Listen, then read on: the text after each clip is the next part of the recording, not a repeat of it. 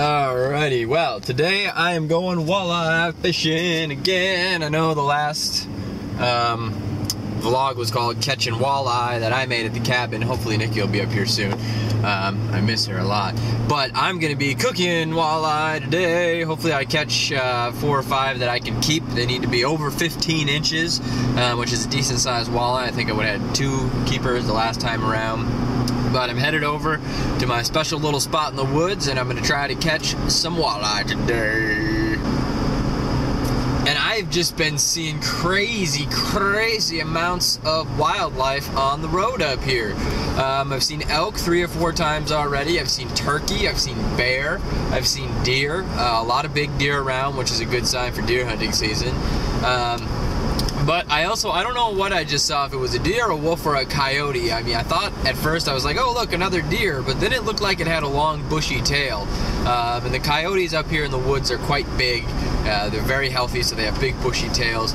But it was large enough for me to think that it was a deer, so maybe it was a wolf, but I don't know. It's kind of scary seeing those things around. They're very big. I don't know if I ever told you guys, but I saw a wolf in the woods once when I was deer hunting, and I was walking through the woods. All of a sudden I heard something crashing through the woods, and I figured it was going to be a large deer. So I got down, I got ready to shoot on one knee, and up over the hill came a wolf, and it just kept running, and I kept my gun pointing in the direction it came from and just watched it go, because it was so shocking to me to be like, holy crap, there's a wolf running through the woods. And he never even looked at me, he just kept running through the woods very fast, and I think he was going somewhere, because I heard a wolf howl prior to that, about 15 minutes before I saw this wolf. And then he ran off in the woods, and I was like, ugh, and I pointed my gun in the direction that he ran off to, because I was like so scared after that. But they are so big and so crazy looking. Oh, there's a deer in the middle of the road up here. See, that's why, maybe it was just a funny looking deer. Dog's going crazy, but there's a deer right there. You don't want to be driving along 60 miles an hour up here and hit a deer. It's bad for business. So I'm just taking it easy, and I will be at the lake shortly. The walleye hunter moves silently through the woods. Today he will catch his catch. He will hit his limit of 5 walleye over 15 inches. He will be accompanied by the 2 greatest walleye fishing dogs the world has ever seen, Thor and the mighty Kenobi. For today will be the end of the 5 walleye as they know it. So I just caught a monster crappie. This thing is big. I'm gonna keep that and cook it up later tonight for sure. So I've been out here for a while. I'm still making my fishing video. I'm fishing a leech on the bottom of the lake right now. But I've had 2 walleye bites. One chased it back to the boat and missed a lure. It kind of looked at me and turned away, and then I had another strike that I missed all on my deep water rapala. I'm thinking about changing up to the shiner minnow color from the orange salmon color, because that's actually what's in this lake is shiner minnows. But I got 2 bites on the orange, so I don't know, I'm kind of in a dilemma. I don't know if the sunfish on this lake are escape artists or I'm just an idiot, but that's the second sunfish I've caught that was a keeper that would have been delicious to eat that I dropped into the lake after I took it off the hook. But I think my bobber's going back down here, so hopefully I can catch another one. Out of the way, Thor. Alright, so far this is what I've got for fish. Nice stringer right there, but hopefully I can throw 3 or more sunfish on there and a couple walleyes. But I definitely have enough fish to eat at this point, for one person anyways. Alright, so I haven't got a bite in a little while. I'm going to relocate, throw my bobber out into the shallow side, and then I'll throw the walleye lure out into the deep end. But hopefully I come across a couple walleye here and a couple more sunfish, because then I can have food for dinner, fish for dinner for everybody tonight. Alright guys, I'm going to call it quits for the day. I've got my stringer of fish here, 8 sunfish and 1 crappie. So that's 10 fish. That should be more than enough for 3 people to eat tonight. It's really windy. You can always just, it's kind of funny. But I will be coming back to catch more walleye at some point in time. So I'm going to have a panfish, sunfish cookout tonight with my parents. Should be delicious, but I'm going to head in now. It's getting pretty windy. I'm going to get some lunch, let the dogs go do their thing, and then load up, drive back to the cabin. Alright, so I've got my fish in my cooler. I've got my fish cleaning utensils. I'm gonna go ahead and clean some fish. Never hurts to have a beer when you're cleaning fish, if you're of age.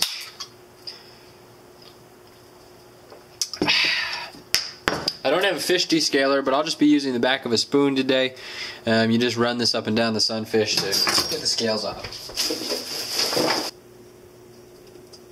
So first things first is we actually have to scale all these sunfish. I'm actually going to do it over here. Alright, so we're going to take the sunfish here. We're actually just going to drag the spoon against the grain of the scales, and they're all going to come off, and we're going to leave the skin on.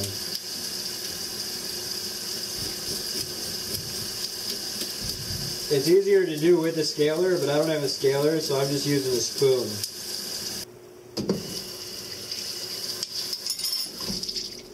Alright, and that is the first sunfish that has all the scales removed. It's very, very soft now and smooth compared to having a lot of rough scales on it because we took the scales off. So this is a must-do for panfish if you plan to eat them with the skin.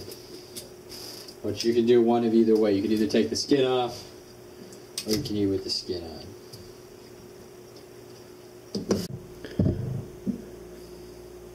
Alright, so I've taken all the fish. There's a little bit of scales left on here, but I've descaled them with a spoon. It took forever. I highly recommend you get a descaler. But now the fish is nice and smooth. Everything's clean. Well, everything's not clean. I wouldn't recommend cleaning up until you're completely done. You know, it's just a lot of kind of a mess here. So the first things first, we're going to take this nice gigantic crappie. I'm going to take my bag here that I brought them in, and all the fish guts are actually going to go in there. Sorry, Thor. But the first things first is we're going to make an incision right along the fin and the gill right here. And we're basically going to cut all the way halfway down through the fish right to the bone. And then we're going to insert the knife along the backbone, and we're going to bring it right down the backbone of the fish all the way down to the tail. Bigger fish have bigger rib cages. You can hear that right there. That's me actually cutting the meat away from the rib cage right now, so we'll be going boneless. But you want to be really careful when you do this. You definitely do not want to cut yourself. Fillet knives are super sharp. But this right here is the best way to get the meat off of the bone. And then right here the rib cage stops, so we're just going to cut it all the way through. This is the first fish that I've cleaned in a really long time, so I might not get all the meat.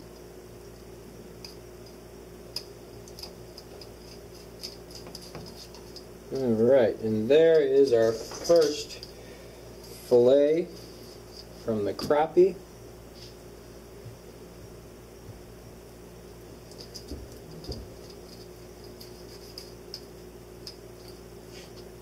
And we just cut it off like so. So there is fillet number one.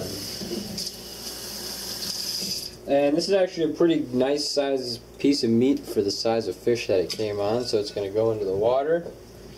And we're going to flip it right over and do the exact same thing on the other side. Make sure we get it right down in here. And there is my fish all filleted up. Put it in cold water. So something really cool just happened to me. I went downstairs to put all the fish guts in the garbage in the garage, and I walked out to the window where the garage can was, and there was a deer laying or like bedded down right on the other side of the glass. It was really cool. I have a couple phone pictures and video that I took, but it saw me and it froze and I froze, and I slowly took my camera out on my phone and was able to get a couple pictures and a little video clip. So I'll put that in right now. Alright, so I'm taking the trash out in my garage, and right outside the window is a deer laying in the grass next to the garage. That's crazy. And wow, that was just a really cool experience, only up in the North Woods, right? But I'm going to go ahead and fry some of this fish up. It looks like it's just going to be me. My friend Derek is really sick today. He's been throwing up for a couple days, so I'm not going to go over there and make this fish. And my dad and stepmom aren't going to be up till late. So I'm going to make some of the fish tonight and then put the rest in the fridge and eat it in the next couple days. Alright, so I've got my panfish in the water. I've got an egg dredge right here, which is just egg. And then I have my batter, which will dip the fish in the egg, in the batter, both sides, and then put it into the hot frying pan. Reflection! I'm just waiting for this to heat up. Alright, so we take one piece of this. Get it nice and eggy. I'm gonna move this just a little closer. And then that goes in here like this. And then that goes in there. Do another piece.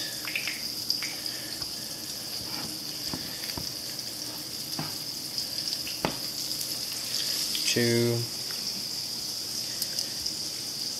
Normally I'd be doing this with two hands, and it'd be a little less messy. Three. Here's that. Get some crappie and some sunfish in there. Oh yeah. Put it in the egg dredge. Make sure that we get plenty of batter on it. And then into the deep fryer. So that's deep frying. I'm going to flip it over. I'm waiting for these to get golden brown on either side. As you can see, they're starting to. And then I'll take them out and I'll do a couple more. And then I'll sit down and I'll feast. I think my phone is ringing. Alright, what I have here is a North Wisconsin fish feast. Tartar sauce, lemons, assorted panfish. It's going to be so good. Squeeze a little lemon on my fish. See if this is all worth it. I'm going to use a fork. Panfish kind of breaks apart. So put a little tartar sauce on there. That is so good. Boneless sunfish. Oh. Wow. What a day. What a day. That was one of the best days of fishing I've had in a really long time. So, I hope you guys enjoyed today's episode of me catching, cooking, and eating panfish. It was absolutely delicious. Really appreciate you guys watching. I'm going to give a little bit of this to the dogs. And then I'm going to go back out and hit the water fishing tonight. So give me a thumbs up, subscribe to the channel, favorite this video, and we'll see you next time.